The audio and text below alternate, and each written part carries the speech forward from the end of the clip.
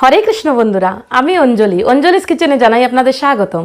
বন্ধুরা, আজকে আমি নিয়ে এসেছি আপনাদের জন্য নতুন একটি রেসিপি।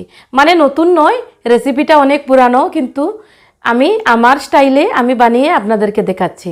তো বন্ধুরা, দেরি না করে রেসিপিটা শুরু করা যাক। বন্ধুরা, আজকে আমি বানাচ্ছি আলু ভর্তা রেসিপি। এই আলু ভর্তা রেসিপিটা আমাদের বাঙালিদের অতি প্রিয় রেসিপি এবং বাঙালিদের একটি ট্র্যাডিশনাল রেসিপি। তো এখানে নিয়েছি আমি 4টে মিডিয়াম সাইজের আলুগুলোকে আমি কেটে নিয়েছি, কেটে বয়েল করে নিয়েছি। তো বয়েল করে আমি এর খোসাগুলো ফেলে দিয়েছি। দেখুন তো কীরকম হয়েছে। এবার আমি একটি স্ম্যাশার নিয়ে আলুগুলোকে স্ম্যাশ করে নেব।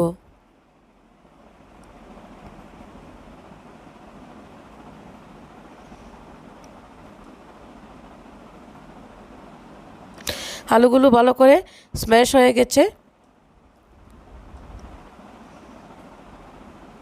এবার আমি গ্যাসের মধ্যে বসিয়েছি একটি কড়াইয়ের মধ্যে দিলাম আমি শুকনো লঙ্কাটাকে আমি ভেজে নামিয়ে নিচ্ছি।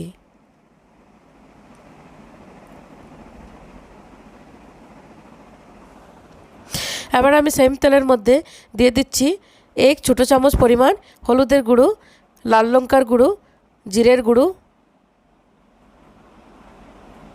আমি মশলাটাকে তেলের মধ্যে ভালো করে ফ্রাই করে নিচ্ছি।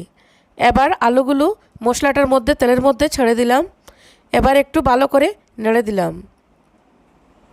এবার দিয়ে দিচ্ছি আমি স্বাদ অনুযায়ী লবণ। এবার দিচ্ছি আমি 1 চামচ পরিমাণ চাট মশলা। এবার আলুগুলোকে আবার ভালো করে নেড়ে দিচ্ছি, যাতে মশলাগুলো আলুর গায়ে ভালো করে লেগে যায়। এবার আমি লাল লঙ্কাগুলোর খোসাগুলো ফেলে দিলাম।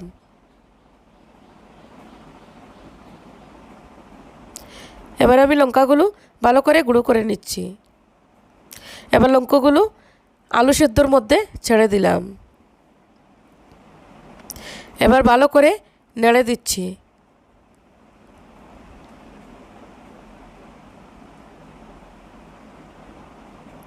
এবার আমি আলু ভর্তাটাকে কড়াই থেকে নামিয়ে নিচ্ছি।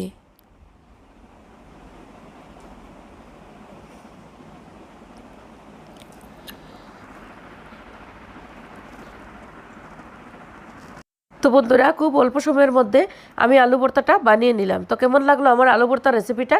যদি ভালো লেগে থাকে তবে আমার চ্যানেলটিকে লাইক করবেন, শেয়ার করবেন আর সাবস্ক্রাইব করবেন। আর পাশে থাকা বেল বাটনটিকে প্রেস করলে আমার সমস্ত নোটিফিকেশনগুলো আপনাদের কাছে পৌঁছে যাবে। তো এবার আমি অঞ্জলি আপনাদের কাছ থেকে বিদায় নিচ্ছি। আবার দেখা হবে আমাদের নেক্সট ভিডিওতে। নিয়ে আসবো আমি নতুন একটি রেসিপি। তো এবার আমি বিদায় নিচ্ছি। ততক্ষণ আপনারা ঘরে থাকুন, সুস্থ থাকুন। হরে কৃষ্ণ, ধন্যবাদ।